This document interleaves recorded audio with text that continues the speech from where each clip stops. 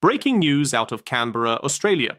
In a stunning geopolitical earthquake that sent shockwaves through the Pentagon just 18 hours ago, Australian Prime Minister Anthony Albanese has categorically rejected a $1.4 trillion American demand for exclusive rare earth mineral access, effectively ending 75 years of unquestioned military alliance cooperation. At exactly 9:47 p.m. Eastern Standard Time last night, three senior White House officials confirmed what defense analysts are calling the most significant fracture in the ANZUS Treaty since its 1951 signing. We're talking about the minerals that power every single advanced weapons system in the American arsenal, 97% of which currently flow through Chinese-controlled supply chains, and Australia just told Washington it's choosing Beijing's partnership over American pressure. In the next 11 minutes, I'm going to break down exactly how Australia controls 63% of the world's high-grade rare earth deposits outside China, why Trump's emergency executive order demanding priority access backfired spectacularly, and what this means for American military readiness when the Pentagon's own wargame simulations show weapon systems failing within 16 months without these critical materials. Here's the question that should terrify every American watching this. If our oldest, most reliable ally in the Indo-Pacific just chose Chinese money over American security guarantees, what does that tell us about the collapsing credibility of United States global leadership? Let me paint you the picture. On March 15, 2025, at precisely 2:37 a.m. Australian Eastern Daylight Time, President Trump's national security team transmitted what they called a national defense priority requisition to the Australian government through classified diplomatic channels. The document, portions of which leaked to the Sydney Morning Herald within 6 hours, demanded that Australia immediately renegotiate existing rare earth export contracts with China and redirect 70% of current production to American defense contractors at prices 17% below current market rates. According to the Peterson Institute for International Economics, this would have forced Australian mining companies to absorb approximately $12 billion in breach of contract penalties with Chinese firms, while simultaneously accepting $4.6 billion in reduced revenue over the next 3 fiscal years. The demand cited emergency provisions in a little-known 1953 Defense Cooperation Memorandum that American officials argued gave Washington the authority to commandeer strategic resources during national security emergencies. But here's where the timeline gets critical. On March 17th, just 48 hours after receiving the American ultimatum, Prime Minister Albanese convened an emergency National Security Committee meeting that lasted 7 hours and included executives from Lynas Rare Earths, the world's largest non-Chinese processor, and Northern Minerals, which controls deposits worth an estimated $300 billion. By March 19th, Australia's response was delivered through diplomatic back channels, and according to Yale Law School's National Security Clinic, the language was diplomatically devastating. The Australian government formally rejected the American demand, citing sovereignty over natural resources and existing international trade obligations, but the real bombshell came in paragraph 7 of the 12-page response, where Canberra explicitly referenced its deepening rare earth partnership with China as an alternative framework for regional cooperation. So, how exactly does this work? And why are these specific minerals so critical that the Pentagon is scrambling emergency meetings as we speak? Think of rare earths like the specialized vitamins that keep the human body functioning. You can have all the major food groups, all the calories you need, but without specific trace minerals, entire bodily systems shut down. That's exactly the relationship between rare earth elements and modern weapon systems. According to the United States Geological Survey, 17 specific rare earth elements, including neodymium, dysprosium, and terbium, are absolutely irreplaceable in the production of precision-guided munitions, fighter jet engines, satellite communication systems, and the electric motors that power everything from Virginia-class submarines to the latest generation of stealth aircraft. The F-35 Lightning II fighter jet, America's most advanced aircraft, requires approximately 427 kilograms of rare earth materials per unit. The Virginia-class submarine uses over 4,000 kilograms. When you calculate the Pentagon's current procurement pipeline through fiscal year 2030, we're talking about an immediate need for 68,000 metric tons of processed rare earths annually. Here's where Australia's rejection becomes catastrophic. Right now, China controls 87% of global rare earth processing capacity, but Australia holds the only significant high-grade deposits outside Chinese territory that can be brought to full production capacity within 36 months. The rare earth deposits in Western Australia's Mount Weld and the Browns Range project in the Northern Territory contain ore grades averaging 9.4% total rare earth oxides, compared to the global average of 3.1%, meaning Australian minerals require 63% less energy to process and generate 41% less toxic waste. American defense contractors have been quietly trying to diversify away from Chinese rare earth dependence since 2018. Investing over $7 billion in domestic mining projects in California, Texas, and Wyoming, but the Government Accountability Office reported in January 2025 that none of these projects will reach commercially viable production before 2029 at the absolute earliest. And even then, they'll only supply 22% of Pentagon requirements. And it gets worse when you look at the human faces behind this geopolitical chess match. Meet Richard Patterson, a 53-year-old senior procurement manager at Raytheon Technologies in Tucson, Arizona, who's been coordinating rare earth supplies for the production of SM-6 missiles, the backbone of American naval air defense. Richard has worked in defense procurement for 27 years, managing supply chains that he always assumed were secure because they involved American allies. On March 20th, 72 hours after Australia's rejection became known internally, Richard received an emergency directive from Pentagon acquisition officials warning that current rare earth inventories for neodymium iron boron magnets, critical for missile guidance systems, would be exhausted by September 20th, 2025, unless alternative sources could be secured immediately. The memo, which Richard shared with colleagues under condition of anonymity, projected that without Australian supplies to buffer against Chinese market manipulation, the unit cost for rare earth components in each SM-6 missile would increase by 47.3% within 6 months. Richard now faces an impossible choice. He can recommend paying Chinese suppliers premium prices that will blow through his department's entire annual budget by October, or he can recommend production slowdowns that will leave the Navy with inadequate missile inventories during what military planners consider the highest risk period for potential Taiwan Strait conflict in 40 years. The decision he makes in the next 60 days could determine whether American aircraft carriers have sufficient defensive capabilities during a crisis. Multiply Richard's nightmare by every single weapons system that depends on rare earths. But here's the kicker. Let's talk about Jennifer Nakamura, a 41-year-old electrical engineer at Lockheed Martin's Fort Worth facility, who specializes in the electrical systems for F-35 production. Jennifer has spent the past 9 years perfecting the integration of samarium cobalt magnets in the fighter's electric power generation and distribution systems. These specific magnets can withstand the extreme temperatures generated by the F-35's Pratt and Whitney engine while maintaining magnetic properties that are absolutely critical for power stability during combat maneuvers. On March 18th, Jennifer's entire department received notification that their primary supplier of samarium cobalt materials, which sources 78% of its raw samarium from Australian processed ores, was implementing a force majeure clause due to supply uncertainty. The company projected that existing samarium stocks would support current F-35 production rates only through July 25, 2025. For Jennifer, this isn't just a procurement problem, it's a professional crisis that could end her career. She's currently supervising the electrical systems integration for 47 F-35s destined for the Polish Air Force under a $12.6 billion foreign military sales contract that includes penalty clauses of $850,000 per day for late delivery. If samarium supplies are interrupted, Jennifer estimates that electrical system integration would be delayed by a minimum of 7 months per aircraft, generating penalties exceeding $280 million and potentially destroying Lockheed Martin's reputation with NATO allies who are watching America's ability to deliver on defense commitments. Jennifer told colleagues she's updating her resume because someone will be held accountable when this deal collapses.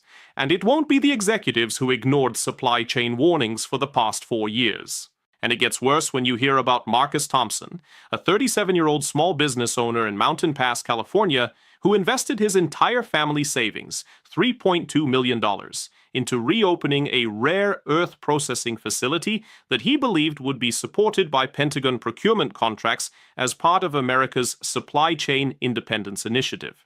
Marcus spent 18 months navigating Environmental Protection Agency permits, hiring 23 employees, and installing Chinese-manufactured processing equipment, ironically, because no American alternatives existed. His business plan, validated by a Department of Defense feasibility study in 2023, projected that he could supply 6.4% of the Pentagon's dysprosium requirements by fiscal year 2027, with guaranteed purchase contracts that would generate $18 million in annual revenue. On March 21st, Marcus received a devastating call from a Department of Defense contracting officer explaining that the guaranteed purchase agreements he was counting on were being suspended indefinitely because the Pentagon was prioritizing negotiations with larger-scale international suppliers in response to the Australia crisis. The officer explained off the record that Marcus's facility, even at full capacity, would supply less rare earths in an entire year than the Pentagon needs in 2 weeks, making his operation strategically irrelevant in the current emergency. Marcus now faces a nightmare scenario where he's invested everything in a business that the government encouraged, took on $4.7 million in debt to finance, and now discovers the Pentagon has abandoned small suppliers in favor of begging China for materials. His employees, many of whom left stable jobs in the California mining industry to join his venture, will likely be unemployed by June. Multiply Marcus's story by dozens of small American rare earth ventures that believed government promises about supply chain independence and are now realizing those commitments evaporate the moment a real crisis hits. Let me be crystal clear about what the experts are saying, because the timeline here should terrify anyone paying attention. According to a March 22nd analysis from the Center for Strategic and International Studies, Australia's rejection of American demands represents a fundamental realignment of Indo-Pacific resource politics that will have cascading effects far beyond rare earths. The report cites testimony from Dr. Eugene Goltz, a former senior Pentagon official, now at the University of Notre Dame, who told a congressional hearing in January that America's rare earth dependence represents the single greatest vulnerability in defense manufacturing. Quote, "We have built a military-industrial complex that cannot function without materials controlled by our primary strategic competitor, a situation unprecedented in American history." The Atlantic Council released emergency analysis on March 20th, projecting that if Australia maintains its rejection and China decides to restrict rare earth exports as retaliation for any future trade or Taiwan-related tensions, the Pentagon would face a choice between paying extortionate prices that could add $60 billion annually to weapons procurement costs or accepting production delays that would leave critical systems undermanned during potential conflict. Dr. Samantha Gross at the Brookings Institution published research indicating that China has been systematically expanding rare earth processing partnerships with Australia specifically to create leverage over American supply chains, investing over $47 billion in Australian mining infrastructure since 2021. Here's the timeline that defense analysts are watching. In the next 30 to 90 days, Pentagon procurement officials will attempt to negotiate emergency rare earth purchase agreements with Chinese state-owned enterprises, likely accepting prices 30 to 45% above current market rates and potentially including politically humiliating concessions about Taiwan policy or South China Sea territorial disputes.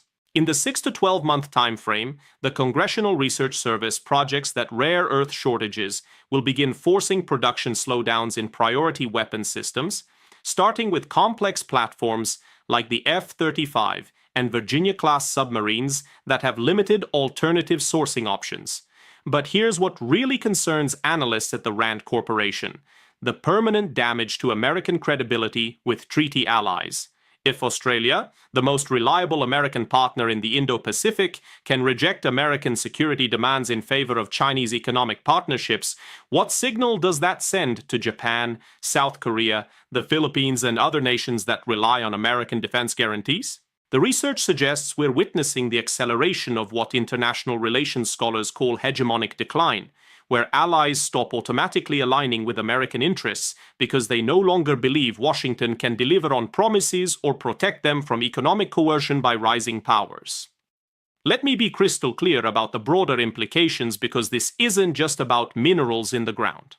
According to the Federal Reserve Bank of San Francisco's March analysis of global supply chain vulnerabilities, rare earth dependence represents a microcosm of America's failed approach to strategic competition with China over the past 2 decades. While Washington was fighting wars in Iraq and Afghanistan, Beijing was systematically securing control over every critical mineral supply chain, from lithium to cobalt to rare earths, that would power 21st century technology and weapon systems. Dr. Nadia Shadlow, former Deputy National Security Advisor now at the Hudson Institute, argues that Australia's rejection reflects a cold calculation by Canberra that China's economic integration offers more tangible benefits than American security guarantees that increasingly look unreliable. She points to Pentagon war games conducted in 2024 that showed American forces running out of precision munitions within 3 weeks of a Taiwan conflict scenario, largely because rare earth supply disruptions would halt missile production while combat operations were still ongoing. The ultimate irony, according to Georgetown University's Center for Security Studies, is that Trump's aggressive demand for Australian rare earths, framed as America First resource security, has achieved exactly the opposite outcome, pushing Australia deeper into China's orbit and demonstrating to the world that American diplomatic leverage has collapsed even with its closest allies. Let's recap the 3 critical points that every American needs to understand about this crisis. First, who pays for this catastrophic failure in resource security strategy? It's not the politicians who ignored warnings, it's procurement managers like Richard Patterson facing impossible budget choices, engineers like Jennifer Nakamura, whose careers will be destroyed by delivery failures, and small business owners like Marcus Thompson, who believed government promises about supply chain independence. These are the Americans absorbing the human cost of decades of strategic negligence, while Chinese state planners celebrate their successful resource encirclement of American defense manufacturing. Second, the scale of this crisis is almost incomprehensible. $1.4 trillion in rare earth mineral access that the Pentagon desperately needs, controlled by an ally that just said no to American demands for the first time in 75 years. We're talking about 68,000 metric tons of irreplaceable materials annually, required for every advanced weapon system in the American arsenal, now subject to Chinese influence and pricing manipulation. The numbers reveal an American defense establishment that cannot function without the goodwill of the nation it's supposedly preparing to deter in a potential conflict over Taiwan. Third, the permanent consequence that should haunt every strategic thinker in Washington. This isn't a temporary supply disruption that can be fixed with emergency purchases or diplomatic pressure. This represents a fundamental shift in global power dynamics, where America's oldest allies are openly choosing Chinese economic partnerships over American security architecture, because they've calculated that Beijing's checkbook is more reliable than Washington's increasingly hollow promises. When Australia looks at American political chaos, collapsing infrastructure, spiraling debt, and military failures from Afghanistan to Ukraine, and decides that partnership with China offers more stability, that's not just a rare earth problem. That's an empire in terminal decline. If this analysis opened your eyes to the rare earth crisis and America's collapsing leverage with treaty allies, hit that subscribe button and turn on notifications, because I'm tracking every development in this unfolding disaster. Share this video with anyone who still believes American military dominance is secure, because the Pentagon's rare earth scramble reveals the uncomfortable truth that our weapon systems depend on materials we don't control, processed by nations we don't influence, in supply chains dominated by our primary strategic competitor. Here's what keeps me up at night. We've spent the past 20 years building the most technologically advanced military in human history. Aircraft that can evade any radar, missiles that can strike targets with 1-meter accuracy, submarines that can operate undetected for months, and we've made every single one of those systems dependent on 17 rare earth elements that China can cut off whenever Beijing decides the strategic moment has arrived. Australia's rejection isn't the beginning of this crisis. It's the moment when decades of warnings finally manifested in a diplomatic humiliation that reveals American power isn't what we thought it was. And the nations we counted as permanent allies have been quietly calculating their options in a world where Chinese economic gravity is pulling harder than American security promises.